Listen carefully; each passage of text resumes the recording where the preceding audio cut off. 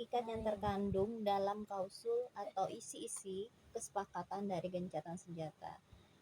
Nah, di sana ada dua fenomena yang membuat orang-orang muslim itu menjadi murung atau sedih.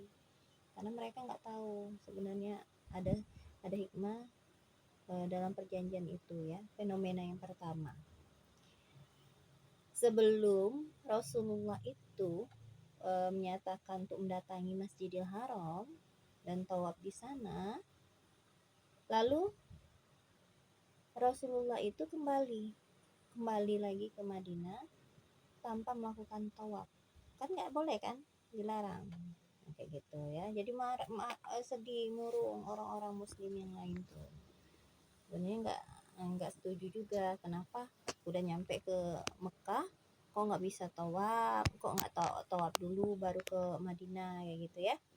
Nah, yang kedua, Rasulullah Shallallahu Alaihi Wasallam yang jelas-jelas berada di dalam kebenaran ya, di jalan kebenaran, dan Allah sudah menjanjikan kemenangan atas agama Islam.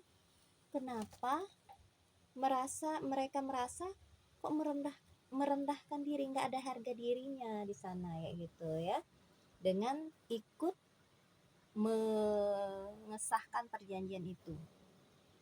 Padahal sebenarnya Rasulullah bisa menekan orang-orang Quraisy agar membiarkan saja untuk ke Ka'bah. Mereka murung ya karena mereka sudah jauh-jauh dari Madinah ke Mekah berharapnya bisa tawaf di Ka'bah, ternyata nggak dibolehin.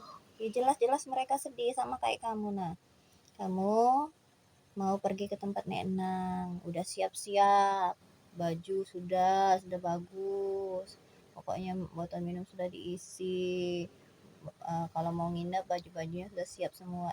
Tahu-taunya hujan, nggak jadi. Abi itu biasa. Nah. Adit dulu. Nah, itu kan. Ini Nah. baju keponakan. Kan Mbak kan pengennya itu kan SD itu kan di Ranau Tula ya, tahunnya ke sini. Nah, ya kan tidak semua harapan itu baik untuk kita. Mungkin inilah pilihan terbaik dari Allah kayak gitu ya. Lanjut ya. Nah, yang kedua tadi, kenapa katanya jelas-jelas kita akan memenangkan Islam, tapi kenapa kita mau saja nuruti apa yang diminta oleh orang Quraisy, katanya kayak gitu. Padahal kita itu benar, kata orang-orang muslim yang belum paham ya. Gitu ya. Itulah yang membuat mereka menjadi sedih dan murung. Nah, Nah, yang membuat mereka sedih tadi hingga membuat juga ada keraguan-raguan mereka di dalam hati mereka. Ada was-was ya, sanksi dengan apa yang akan terjadi ya. Nah, yang paling murung bisa saja itu adalah Umar bin Khattab, yang dikenal orang dengan temperamen atau sikapnya yang tegas, temperamen yang mudah emosinya mudah meledak ya, kayak gitu ya. Lalu Umar tadi mendatangi Rasulullah dan bertanya, ini pertanyaannya, wahai Rasulullah, bukankah kita berada di atas kebenaran dan mereka di atas kebatilan? Kata Umar bertanya kayak gitu. Lalu Rasulullah menjawab, begitulah. Bukankah korban yang mati di antara kita berada di surga dan korban yang mati di antara mereka itu berada di neraka? Tanya Umar. Jawab Rasul, sama. Begitulah.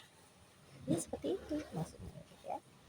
Lalu mengapa kita merendahkan agama kita dan kembali? Padahal Allah belum lagi membuat keputusan antara kita dan mereka. Umar bertanya lagi. Kali ini Rasulullah agak panjang jawab.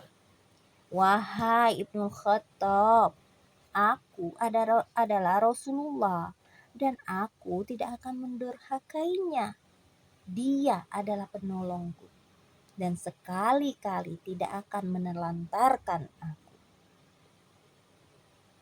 Bukankah engkau telah memberitahukan kepada kami bahwa kita akan mendatangi Ka'bah dan tawaf di sana? Tanya Umar.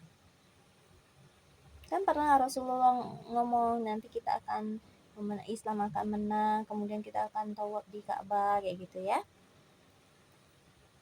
Umar menjawab, tidak. Bukan ini.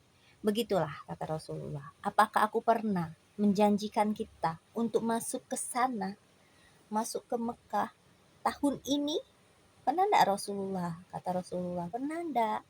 Aku berjanji kita akan masuk tahun inilah, kita bisa umroh tahun inilah. Enggak kan? Maka Umar menjawab, tidak. Nah, kalau begitu, engkau akan pergi ke Ka'bah dan tawaf di sana tahun depan, ucap Rasulullah. Umar masih penasaran dengan hati yang kesel ya kan. Lalu dia menemui Abu Bakar. Nah, tidak puas dengan Rasulullah ya, lalu dia bertemu dengan Abu Bakar dan bertanya dengan pertanyaan yang sama. Ternyata Abu Bakar juga memberi jawaban seperti apa yang diberikan oleh Rasulullah. Abu Bakar juga memberi bahkan sama persis jawabannya dan menambahi, patuhlah kepada perintah dan larangan beliau sampai engkau meninggal dunia. Demi Allah, beliau berada di atas kebenaran. Jadi nggak usah ragu untuk menaati apapun yang Rasul perintahkan atau yang dilarang oleh Rasulullah untuk dikerjakan. Lakukan saja, karena Rasulullah itu benar, kayak gitu ya.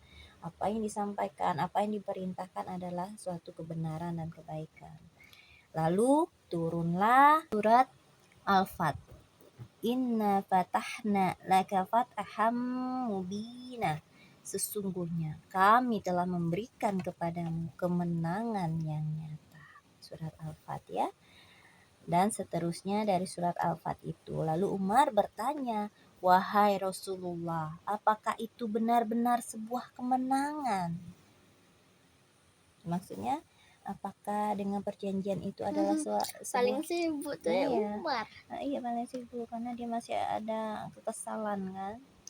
Apakah itu kita dengan adanya perjanjian itu kita itu sudah menang? Maka Rasulullah menjawab, benar. Maka barulah hati Umar tenang. Kemudian dia baru menyadari tindakannya itu sehingga Umar menyesal dan berkata, setelah itu aku terus-menerus melakukan berbagai amal, bersodako, puasa, sholat, dan berusaha membebaskan diri dari apa yang telah kulakukan saat itu.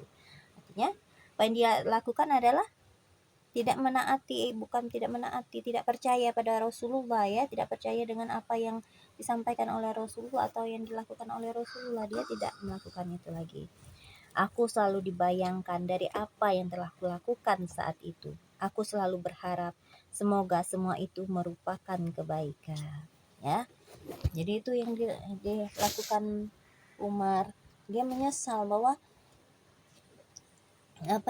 setelah turunnya surat Al-Fat ayat 1 tadi, Umar itu betul-betul menyesal bahwa apa yang dilakukan oleh Rasulullah ya, dengan menyetujui perjanjian itu adalah suatu kemenangan. Sesungguhnya adalah kemenangan umat Islam. Penyesalan Umar itu dia tebus dengan tidak akan melakukan lagi tobatan nasuha ya, tidak akan menyesal, tidak akan melakukan perbuatan yang seperti tadi, lalu melakukan amal-amal kebaikan.